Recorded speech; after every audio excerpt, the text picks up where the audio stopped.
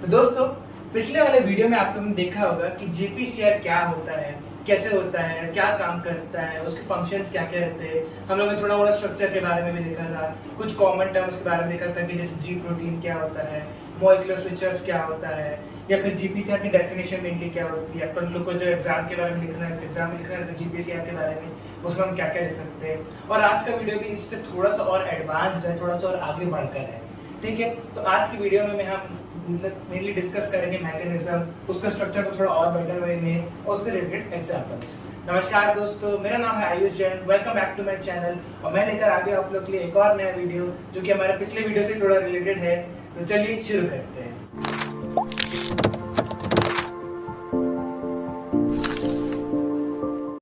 दोस्तों, जैसे आप लोग यहाँ पे देख रहे होंगे, मैंने यहाँ पे लिख के रखा है पहले से मैकेनिज्म, स्ट्रक्चर और एग्जांपल्स। ठीक है, मैकेनिज्म, स्ट्रक्चर और एग्जांपल से आप लोग ये समझेंगे कि आज का जो हमारा टॉपिक है, जो कि हमारा पिछले वाले टॉपिक का जो पार्ट 2 है अभी आज। ठीक है, पिछला वाला टॉपिक था हमारा पार्ट 1, आज है हमारा पार्ट 2। ठीक है, तो मेनली इसमें आज हम लोग इन तीन चीजों पे फोकस करने वाले हैं। ठीक है, अब अगर सबसे पहले मैं इन दोनों को मिटा देता हूँ और सबसे पहले अगर देखा जाए मैकेनिज्म। ठीक है, मैंने आप लोगों को पिछले वीडियो में बताया था कि अगली वीडियो में हम लोग मेनली इसका मैकेनिज्म के ऊपर डिस्कस करेंगे। तो मैकेनिज्म में अगर हम लोग देखा जाए तो यहाँ पे जो जीपीसीआर का मैकेनिज्म रहता है वो मेनली दो चीजों पे फोकस करता है, दो पाथवेज पे फोकस करता है। ठीक है, पहला वाला होता है CAMP, यानी कि कैंप पाथवे बोलते हैं इसको। अगर आप लोग इसको मेनली एक नेम देना चाहे तो इसको आप लोग दे सकते हैं एडेनियल पाथवे। ठीक है, नाम तो मेरे को भी प्रॉपर्ली एकदम मजा नहीं आता इसका बोलने में, लेकिन बोलना पड़ता है एडेनियल पाथवे। ठीक है, तो इसको हम बोलते हैं कैंप पाथवे। और जो दूसरा वाला है उसका नाम और बेकार है, उसका नाम है फॉस्फोडाइडिलाइनोसिटोल पाथवे। ठीक है, जैसा नाम वैसा काम, बहुत बेकार ही है, बहुत टेढ़ा ही काम है इसका भी। तो हम लोग मेनली ये दो जो मैकेनिज्म रहते हैं इस पे प्रॉपर्ली जीपीसीआर का मैकेनिज्म फॉलो होता है। बट आज की वीडियो में मैं इन दोनों मैकेनिज्म के ऊपर प्रॉपर्ली नहीं जाने वाला हूँ। मैं आप लोग को सबसे सिंपलेस्ट वे बताने वाला हूँ जो जीपीसीआर प्रॉपर्ली फॉलो करता है। तो अगर इसका हम लोग मैकेनिज्म में देखा जाए तो ये होता है सबसे इजीएस्ट टर्म में, जब कोई भी लीगेंड, ठीक है, लीगेंड वर्ड से आप लोग को पिछले वीडियो में शायद से पता होगा, मैंने बताया था कि लीगेंड क्या होता है। एक्सटर्नल मॉलिक्यूल रहता है, किसी भी मतलब प्रोटीन के साथ जुड़ के या फिर किसी भी कंपाउंड के साथ जुड़ के एक नया चीज प्रॉपर्ली फॉर्म करता है। जैसे आप लोग ने हिंदी में बचपन में पढ़ा होगा ना, उपसर्ग और प्रत्यय, कि किसी भी शब्द के पहले में लग के या फिर उसके बाद में लग के उसका मूल शब्द ही बदल देता है, उसका नया एकदम अर्थ निकाल देता है। सेम इसी तरह से यहाँ पे जो हमारा लीगेंड है, यहाँ ये भी इस तरह से जुड़ के एक नया चीज प्रॉपर्ली फॉर्म कर देता है। तो जब हमारा लीगेंड जीपीसीआर के साथ में जुड़ेगा, ठीक है, when a ligand binds to GPCR it brings a conformational change। ठीक है, conformational change माने कि यहाँ पे जो चेंज होगा वो प्रॉपर्ली कंफर्म्ड है कि यहाँ पे एक आपको पॉजिटिव आउटपुट मिलेगा। ठीक है, यहाँ पे आप लोग को जो चीजें रहेंगी वहां पे चीजें प्रॉपर्ली कन्वर्ट हो जाएंगी, एक तरह से चेंज होंगी। तो जी यहाँ पे जो जब कोई भी लिगेंड जीपीसीआर के साथ बाइंड करेगा, कंफर्मेशनल चेंज लाएगा, तो वहां पे जो हमारा जो जीपीसीआर है, माने कि जो हमारा जी प्रोटीन कपल्ड रिसेप्टर है, ठीक है, वो क्या बन जाएंगे, वो बन जाएंगे GEF। GEF नाम से तो पता नहीं मेरे को भी आप लोग क्या समझे होंगे। ठीक है, बट इसका रहता है मेनली फुल फॉर्म अगर देखा जाए वो रहता है ग्वेनाइन न्यूक्लियोटाइड एक्सचेंज फैक्टर। ठीक है, अब इतना बड़ा तो इसका फुल फॉर्म है, शॉर्ट में सभी लोग GEF ही बोलते हैं। ठीक है, तो ग्वेनाइन न्यूक्लियोटाइड एक्सचेंज फैक्टर। अब यहाँ पे ग्वेनाइन मैंने आप लोग को लास्ट टाइम बताया था, ठीक है, न्यूक्लियोटाइड भी मैंने आप लोग को लास्ट टाइम बताया था, nitrogenous base plus sugar plus phosphate group, और यहाँ पे है एक्सचेंज फैक्टर। ठीक है, अब एक्सचेंज फैक्टर से आप लोग क्या समझेंगे, यहाँ पे एक्सचेंज फैक्टर यानी कि यहाँ पे जो मैंने आपको बताया था कंफर्मेशनल चेंज लाने का, तो वो आप किसी चीज में कन्वर्ट होगा बट साथ ही साथ किसी चीज पे एक्सचेंज करेगा। तो एक्सचेंज क्या करेगा, ठीक है, एक्सचेंज करेगा ये जो है हमारा जीडीपी के बदले में यहाँ पे आएगा जीटीपी। ठीक है, सॉरी यहाँ पे मैंने जी गलत से बना दिया, चलिए सही कर देता हूँ, GTP।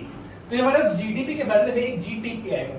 GDP यानी कि ग्रॉस डोमेस्टिक प्रोडक्ट नहीं होता है, यहाँ पे GDP का होता है हमारा गुआनिन डाइफॉस्फेट। ठीक है, गुआनिन डाइफॉस्फेट होता है इसके मीनिंग। ये में एक तरह से ऑर्गेनिक कंपाउंड ही रहता है, बट जब हमारे यहाँ पे गुआनिन डाइफॉस्फेट में एक लिगेंड एक्स्ट्रा जुड़ता है, ठीक है, तो वो यहाँ पे GDP को कन्वर्ट कर देता है GTP पे।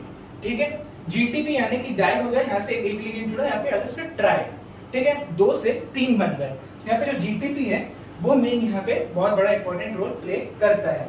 ठीक है, अब इसके साथ में जो हमारा होता है, जो हमारा जो GPCR होता है, ठीक है, GPCR में मेनली 3 टाइप के सब यूनिट्स होते हैं। ठीक है, उसको बोलते हैं अल्फा, बीटा और गामा। ठीक है, तो ये जो मेनली हमारे 3 टाइप के सब यूनिट्स हैं, ठीक है, इसमें भी एक तो कन्फर्मेशनल चेंज आता है। तो जो हमारा जो अल्फा वाला जो पार्टिकल रहता है, जो हमारा अल्फा वाला सब यूनिट रहता है, वो जब कोई भी लिगेंड बीटा और गामा से जुड़ता है एक साथ में, हमारा जो अल्फा वाला है वो इन तीनों से डिसोसिएट हो जाता है, इन दोनों से डिसोसिएट हो जाता है, माने कि ये अपना एक जगह पे चला जाएगा और उन दोनों को अकेला छोड़ देगा। तो जो ये हमारा अल्फा वाला है वो जाता कहाँ पे है? वो हमारा जाता है इंटर सेलुलर फ्लूइड में या फिर इंटरसेलुलर स्पेस में। क्यों जाएगा? क्योंकि वहां पे जो दूसरा प्रोटीन्स है वो मेनली उनके साथ में एक ठो बॉन्ड बना लेगा। ठीक है, जैसे हमारा बोलते हैं ना double bond, single bond, triple bond, उसी टाइप से एक ठो यहाँ पे बॉन्ड बना लेगा वो यहाँ पे, और उसके साथ में वहां पे अपना एक्शन शो करेगा। ठीक है, मेनली यहाँ पे जो अल्फा वाला सब यूनिट है वो मेनली उसके लिए प्रॉपर्ली चेंज ले आता है, यहाँ पे वो अपना इफेक्ट शो करेगा।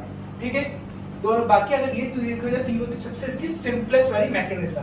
यानी कि अगर आप लोग अगर एग्जाम में पूछा जाए कि भाई बताओ what is the mechanism of GPCR proteins, ठीक है, GPCR रिसेप्टर की आप लोग की जो है मैकेनिज्म है उसको एक्सप्लेन करो, तो आप लोग उनको सबसे सिंपलेस्ट टर्म में बता सकते हैं, when a ligand combines with GPCR receptor it brings us a conformational change, ठीक है, and activates the extracellular response।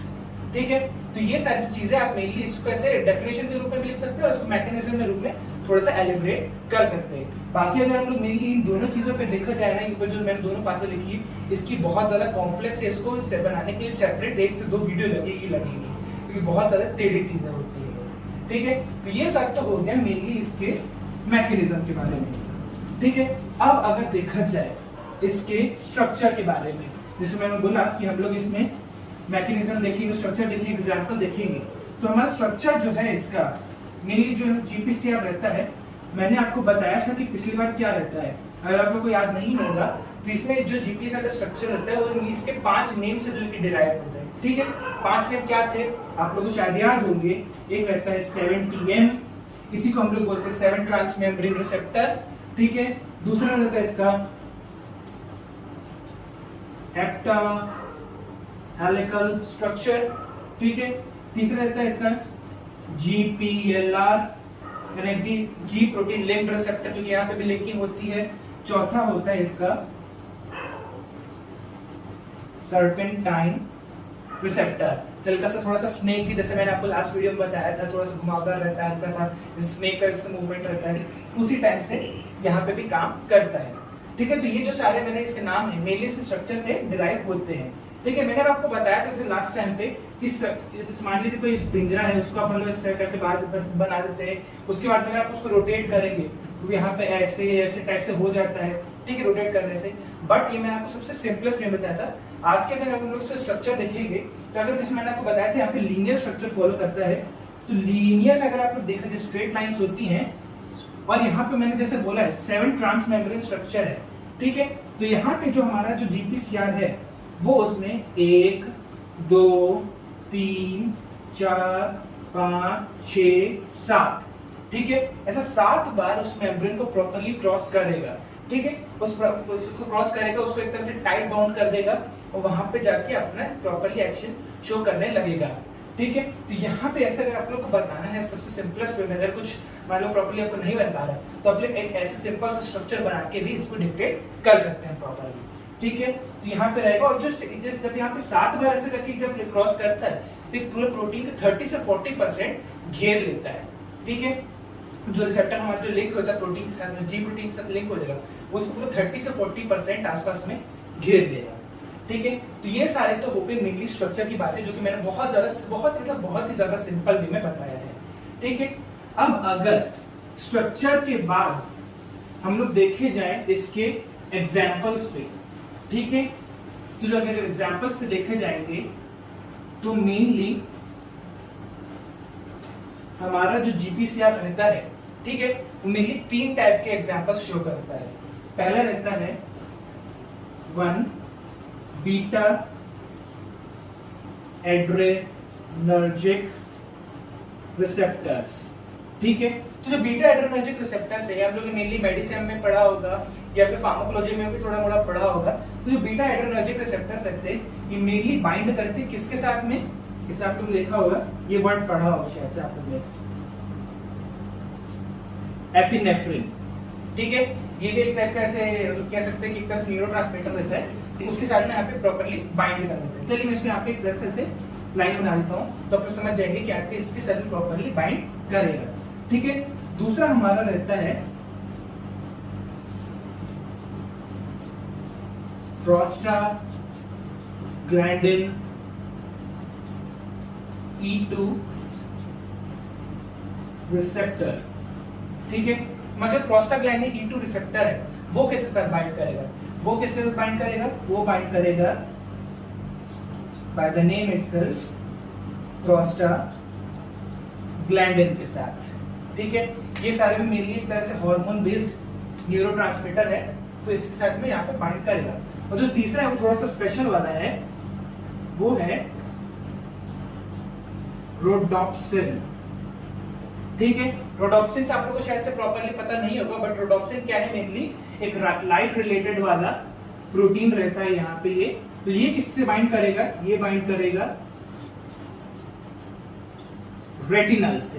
ठीक है, रेटिना से आप लोगों को थोड़ा मोड़ा तो हल्का सा अंदाजा लग गया होगा कि रेटिना मतलब मेनली आई का एक प्रॉपर्ली पार्ट है, वो मेनली बहुत सारा इमेज फॉर्मेशन में काम आता है, लाइट से उसके लिए काम आता है। ठीक है, तो यहाँ पे ये भी एक तरह से लाइट सेंसिटिव वाला ही रहता है। तो ये मेनली यहाँ पे जो कोन सेल्स रहते हैं हमारे, जो है कि हमारे सुबह के टाइम, जो लाइट के टाइम पे प्रॉपर्ली दिखने काम आते हैं, कोन सेल्स। ठीक है, उनके लिए प्रॉपर्ली यहाँ पे वर्क करता है, तो उसके साथ में यहाँ पे बाइंड करके अपना एक्शन शो करेगा। ठीक है, तो ये सारे तो इसके मेनली होगा एग्जांपल्स। तो अगर आप लोग को वैसे लगता है कि अगर मैंने इससे कुछ छोड़ दिया है, तो आप लोग अपना कुछ ऐसे सुझाव दे सकते हो मुझे नीचे कमेंट बॉक्स पे। एंड अगर आप लोग को कुछ और चीजें सीखनी हो, फिर कुछ और चीजों के ऊपर चाहते कि मैं नया वीडियो बनाऊं, मुझे इसमें भी नीचे कमेंट बॉक्स पर लिख सकते हैं। और अगर आप लोग को वीडियो पसंद आया हो, मेनली इस वीडियो को लाइक करना है, कमेंट करना है, शेयर करना है, और चैनल को डेफिनेटली सब्सक्राइब तो करना ही है। चलिए, थैंक यू।